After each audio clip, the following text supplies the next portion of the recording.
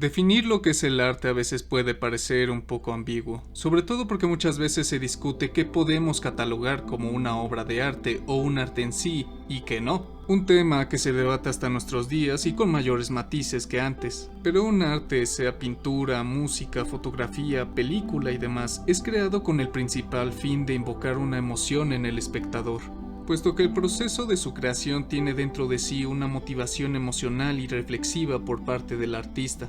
Un arte es una pasión que se persigue con disciplina y es una acción humana tan antigua que la podemos catalogar como parte inherente del origen de las civilizaciones.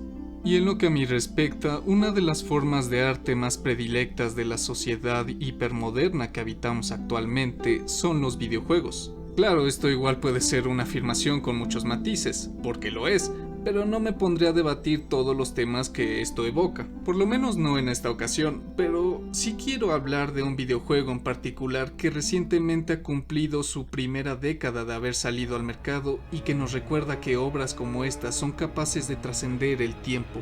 Hoy quiero hablar de Bloodborne, una de las obras de arte más magníficas del siglo XXI.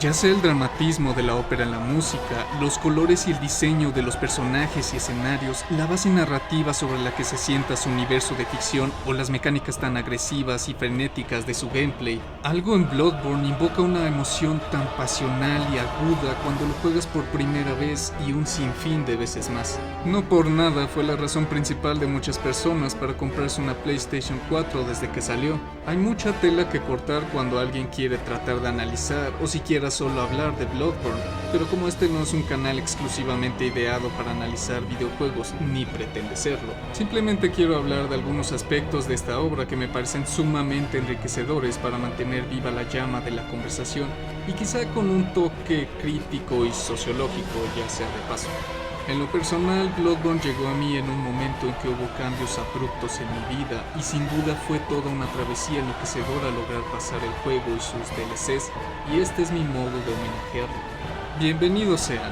Hoy quiero hablar de una obra de arte que nos recuerda que el mundo en el que vivimos es una maldita locura.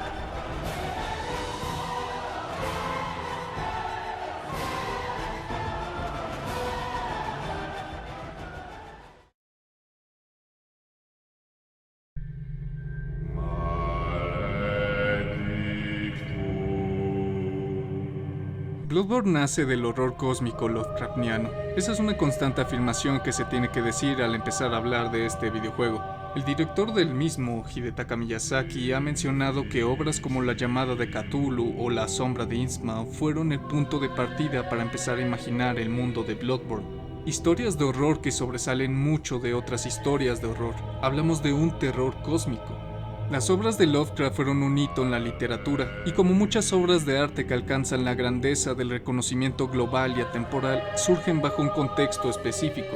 Verán, entre el siglo XIX y el XX, una nueva ola de literatura de fantasía y horror estaba desarrollándose, con obras que narraban historias de terror muy particulares que combinaban la fantasía de los mitos antiguos y la nueva cultura racional de las sociedades en concordancia con los avances científicos. A partir de esta lógica surgen muchos ejemplos famosos que conocemos: El monstruo de Frankenstein de Mary Shelley, Drácula de Bram Stoker, La guerra de los mundos de H.G. Wells y, claro, los mitos de Howard Phillips Lovecraft, solo por mencionar algunos de los más importantes. Historias de terror cuyos antagonistas, cuyos monstruos, tienen un nuevo giro argumental como base de su esencia maligna, al igual que la narrativa en general. Ya no hablamos de almas en pena que vagan en el mundo o de dioses malignos que están en contra de la humanidad. Aquí hablamos de un terror existencial traído a nosotros de los cambios abruptos y agresivos de la civilización humana del siglo XIX. El miedo a los horrores que pueden crear los avances científicos en los que confiamos. El terror de dar vida a monstruos. El acoso de criaturas malignas del pasado que se adaptan y nos perturban en nuestro presente. El ataque de seres extraños que nos superan tecnológicamente. La ira de dioses que representan las fuerzas del cosmos y para los cuales nosotros somos menos que nada. Bloodborne bebe de toda esta ola literaria y es interesante cómo es que una obra con estas inspiraciones tan peculiares renace en nuestro tiempo. Pero ¿de qué trata exactamente Bloodborne? We are born of the blood, made men by the blood, undone by the blood. Our eyes are yet to open. Fear the old blood. Yharnam es una ciudad con mucha historia y sobre todo prestigio. Desde que se descubrió en el interior de las ruinas de una antiquísima civilización restos de sangre cristalizada, pero no cualquier sangre. Un elemento con propiedades curativas que pronto sería estudiado y alrededor del cual se formaría la institución de la Iglesia de la Sanación, quienes se apropiarían de esta sangre para comenzar a usarla, curando a la población de Yharnam de todo tipo de malestares y ganando un prestigio político sin igual en el proceso, básicamente convirtiéndose en regentes absolutos de toda la metrópoli.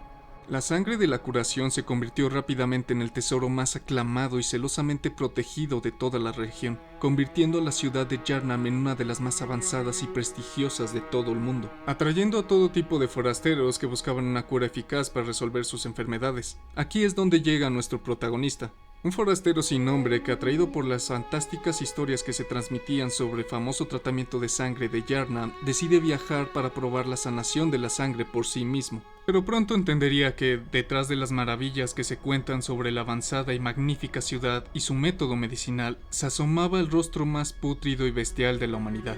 Una pesadilla hecha realidad. La historia de Bloodborne trata sobre todo de la monstruosidad del hombre, de la maldición del conocimiento, de la ambición desmedida de pequeños grupos y de la soberbia de las personas de creer que pueden y deben controlar fuerzas que ni siquiera entienden. Cuando el profesor Willem y sus discípulos, entre ellos Lawrence y Mikolas, descendieron al antiguo laberinto tumerio, no solo encontraron la sangre cristalizada de los antiguos tumerios, también descubrieron que estos antiguos pobladores adoraban y estaban en contacto íntimo con dioses cósmicos, por más alucinante que esto suene.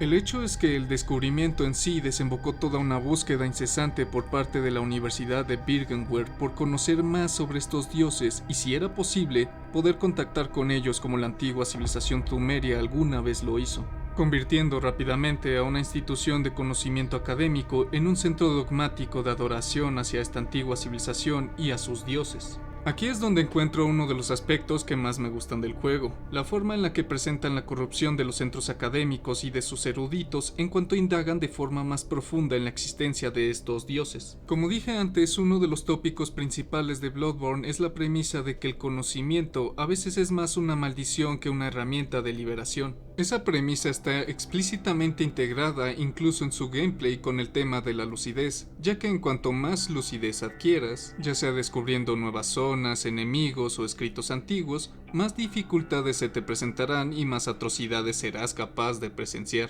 Y narrativamente hablando, literalmente todo el desastre inicia en cuanto se forman las primeras sectas en la Universidad de Byrgenwerth. Se suele pensar que académicos, científicos y eruditos en general son las personas más calificadas para liderar una sociedad, pues tienen el respaldo de un amplio conocimiento sobre diversos temas. Pero solemos olvidar que detrás del arquetipo de, por ejemplo, un científico, se esconde una persona, un ser humano de carne y hueso con una experiencia propia y con sus propias ambiciones e intereses. Por ello, una tarea importante para un científico es entender la razón por la que está investigando algo, saber detectar y controlar las motivaciones subjetivas que lo orillan a enfrascarse en una larga travesía, o por el contrario se corre el riesgo de anteponer los intereses propios por encima de los hechos empíricos o anteponer los intereses propios por encima de todo.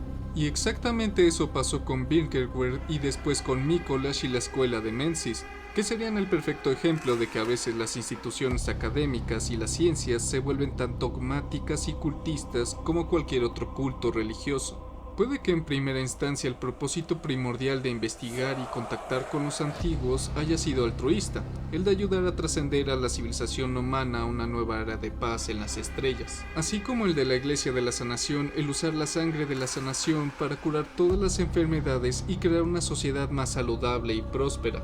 Pero en el camino, el profesor William Lawrence, el fundador de la iglesia, y hasta el propio gremio de cazadores no lograron mantener la delgada línea que separa los logros que se podían alcanzar y el precio a pagar en vidas humanas para ello.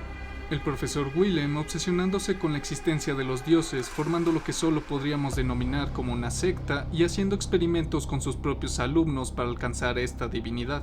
La Iglesia de la Sanación infectando a la población de Yharnam con la plaga de las bestias, y Gehrman y el gremio de cazadores ayudando a mantener un orden caótico, incluso si ello implicaba masacrar poblaciones enteras. Y ese es otro tema importante del que hablar, las atrocidades cometidas por la Iglesia de la Sanación y el gremio de cazadores.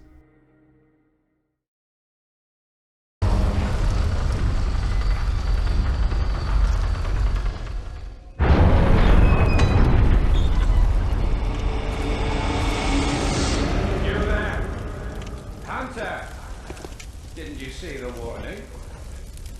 Turn back at once. Old Yharnam, burned and abandoned by men, is now home only to beasts. They are of no harm to those above. Turn back, or the hunter will face the hunt. La primera vez que me adentré en Old Yharnam, pude sentir una de las experiencias más eufóricas y estresantes que he sentido en un videojuego, y no lo digo solo por exagerar. Dentro de los videojuegos de From Software existe lo que ya podríamos considerar como una tradición, en la que los jugadores son obligados a enfrentarse de lleno a algunas de las zonas y enemigos más brutales del juego en general desde las pocas horas al iniciar la campaña. Lo que podemos considerar como un bautismo de fuego, y Old Yharnam representa eso en Bloodborne. Hablamos de una zona obligatoria para por lo menos la primera vez que juegas la campaña. Una zona repleta de bestias salvajes que pueden acorralarte con facilidad, el envenenamiento que te provocan varios enemigos, otros cazadores que intentan activamente acabar contigo, la falta de suficientes lámparas para poder darte un respiro, y como cerecita sobre el pastel, uno de los jefes más desafiantes del juego base esperándote al final del camino. Pero Old Yharnam esconde mucho más entre sus muros. Esta es una zona especial, pues es aquí donde podemos presenciar las atrocidades más severas provocadas por la Iglesia de la Sanación. Es verdad que muchas otras zonas en Bloodborne, incluida la zona inicial, pueden fácilmente mostrarnos la enferma decadencia que ha provocado la Iglesia en la ciudad. Pero como dije antes, Old Yharnam esconde mucho más entre sus muros. Una vez indagas en el lore del juego, resulta que Old Yharnam era básicamente la zona urbana más desprotegida y económicamente marginada de toda la ciudad. Y también es uno de los primeros lugares en el que la Iglesia de la Sanación comenzó a distribuir la sangre de los antiguos para curar las enfermedades y experimentar con esta sangre para desarrollar algo así como un primer prototipo de la medicina. Una medicina imperfecta que pronto provocaría los primeros brotes de una enfermedad conocida como la sangre pálida, envenenando el torrente sanguíneo de los pobladores e inminentemente convirtiéndolos en bestias, y dando origen así a la bestia sedienta de sangre. Es este lugar donde de hecho se dieron los primeros casos de la enfermedad de las bestias, que consecuentemente provocaría la creación del gremio de cazadores. Y debido a la situación tan grave que se estaba gestando aquí, tanto que ni siquiera los mejores cazadores podían controlar los disturbios y la propagación de la enfermedad, se optaría por cerrar la zona y abandonar a la población a su suerte. Para mí este es el mejor ejemplo de la brutalidad y el desastre social y sanitario provocado por la Iglesia de la Sanación. Sorprendentemente, tras el estrepitoso fracaso de la iglesia en Old Yharnam, estos no perdieron ningún prestigio y nadie tuvo la voluntad de hacer nada en su contra. Claro, es en parte porque la iglesia hizo todo lo posible para mantener en secreto lo sucedido en Old Yharnam, pero ni siquiera cuando el río de sangre se hizo tan grande que alcanzó a los suburbios más importantes, se intentó intervenir en contra de las acciones de la iglesia. Poco se habla de las cualidades medicinales de la sangre de la sanación en el juego y aún menos de la adicción que provoca. Es un elemento que aparenta ser un milagro que cura todo tipo de enfermedades, pero que su uso prolongado puede convertir a la gente en bestias. Pero por lo que se puede observar e intuir en el juego, también tiene un efecto eufórico y adictivo. Las personas claramente disfrutan de su consumo y este consumo va más allá de la simple necesidad. Me parece que las personas en Yharnam están tan obsesionadas con la sangre de la sanación y el aparente estatus que les proporciona que no les importa en lo absoluto que una plaga de bestias se desate por todas sus calles y que asesinos encapuchados especializados se encarguen de eliminarlos. ¿Es eso o de plano están encerrados bien cabrón en una pesadilla cósmica que ha distorsionado por completo su percepción de la realidad? Cualquiera de ambas opciones es válida. Pero es interesante cómo la Iglesia de la Sanación estableció su dominio en base a la adicción y luego impuso una nueva normalidad en base a la violencia, donde se hacen constantes depuraciones durante la noche. Es más, la propia población participa en dichas depuraciones. Esto es algo que simplemente fascina y aterra cuando lo comprendes, en especial cuando en la vida real existen grandes grupos económicos y políticamente poderosos que rigen la vida de muchas personas en base a la salud, entre comillas. Espero no estarme yendo por las ramas, pero es más que evidente que me refiero a las corporaciones farmacéuticas, en especial las norteamericanas. Carajo, puede que en Bloodborne se esté viviendo una pesadilla hecha realidad, pero no se diferencia mucho con el infierno que viven muchas personas que dependen de medicamentos para sobrevivir y a los cuales se han hecho adictos por culpa de estas megacorporaciones. Un infierno totalmente real. Si quieren saber más, les recomendaría mucho que vieran el documental de El crimen del siglo. Pero básicamente las empresas farmacéuticas representan la mierda más podrida y bestial del capitalismo porque barajean con la salud de las personas. Y en este caso en específico distribuyen entre la población civil una serie de medicamentos opioides que vuelven adicta a la gente, que después no pueden pagar dichos medicamentos por la subida masiva de precios y bueno, tienen que recurrir a otros métodos para conseguir su medicina. En serio, la crisis de fentanilo se originó en Estados Unidos por una buena razón. Estas empresas no se diferencian en nada con las organizaciones de crimen organizado que tanto repudiamos, y aún así tienen una gran influencia política y económica con el visto bueno de la legalidad. Yo se los preguntaría seriamente, ¿creen que hay alguna diferencia sustancial entre Bloodborne y los monstruos de nuestra sociedad? La cosa se intensifica aún más en el DLC, cuando nos adentramos en lo profundo de la pesadilla del cazador para llegar a la aldea pesquera, un lugar totalmente desolado y destruido por el gremio de cazadores bajo la orden de la iglesia, y cuyos habitantes, la mayoría fueron encerrados en un asilo psiquiátrico para experimentar con sus cuerpos. La antigua aldea pesquera era conocida por rendir culto a una antigua diosa, la diosa Kos, quien les protegía y les proveía de alimento. No obstante, los dogmas religiosos de la iglesia no aceptaban que se adorara de una forma particularmente diferente a un grande en una región cercana a la ciudad. Así que mandaron a los cazadores para que castigaran a toda la población, y aprovechando que estaban allí, vieron la oportunidad única de atrapar a un grande para conocer más sobre su naturaleza, pero terminaron matando a Kos. Esto no está explícitamente dicho en el juego, son presupuestos simples que yo concluyo con la poca información que nos brinda la campaña sin saber absolutamente nada de los cómics. Pero lo realmente importante en sí es la masacre de la aldea entera. Para este punto se desdibuja totalmente la línea que separa la religión de la ciencia, la investigación del culto. Aquí la iglesia ha crecido de tal modo que muy pronto destituiría al propio Lawrence y lo encerraría para encargarse del poder que habían adquirido. El gremio de cazadores cada vez más se vería sesgado por los dictámenes de la propia iglesia, con ramas aún más especializadas y comprometidas con el coro y los altos mandos, y el frívolo y ambicioso objetivo de contactar con los grandes y ascender a un plano de existencia más avanzado se ha taladrado en la idiosincrasia de esta institución y de la sociedad de Yharnam en general. Todo el escenario aparentaba ser el caldo de cultivo perfecto para desarrollar la barbarie, la masacre, el asesinato y tortura de la aldea pesquera. En su libro Modernidad y Holocausto, Zygmunt Bauman señala la importancia de reconocer al Holocausto como un hecho terrible de la humanidad que fue correspondido y originado por la modernidad, por la idiosincrasia racional, burocrática y administrativa de la civilización moderna.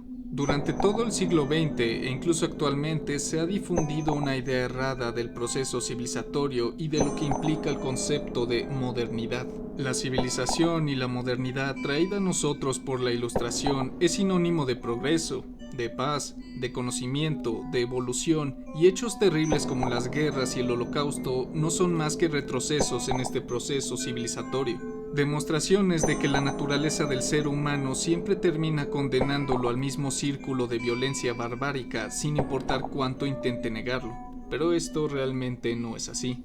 El Holocausto no fue un hecho aislado, tampoco el armamento nuclear, y ni hablar del etnocidio que aún perturba nuestras sociedades globalizadas. Todas estas atrocidades surgen de la idiosincrasia de la racionalidad moderna, y eso los distingue y les da un toque más perturbador de los muchos otros hechos y episodios de violencia durante toda la historia de la raza humana antes de la Ilustración. El Holocausto se hizo bajo un fin concreto, con un procedimiento sumamente técnico, con el respaldo burocrático de cientos de especialistas, con el conocimiento científico centrado en ello, con las directivas de altos mandos legitimados por la estructura militar y gubernamental más organizada y mejor administrada de toda la historia antes del siglo XX. Todo impulsado con la idea de la supremacía civilizatoria y la evolución humana.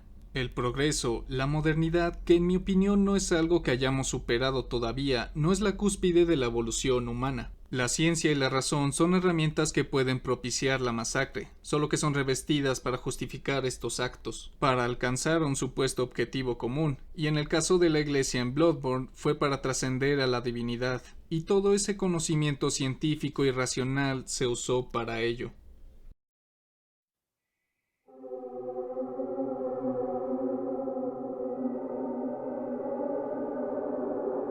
Me he centrado mucho en hablar sobre las monstruosidades que la civilización humana es capaz de ocasionar en el juego y muy poco de los que se supone deberían ser los verdaderos monstruos, que son los dioses antiguos. Esto es porque después de las primeras horas jugando, incluso aún después de haber llegado hasta la mitad del juego, te puedes dar cuenta de que todo el caos y muerte sigue siendo culpa de las personas. Seres cósmicos como los antiguos dioses, a diferencia de las historias de Lovecraft, juegan un papel un poco más pasivo, funcionando más como fuerzas de la naturaleza o hasta como víctimas de la brutalidad humana.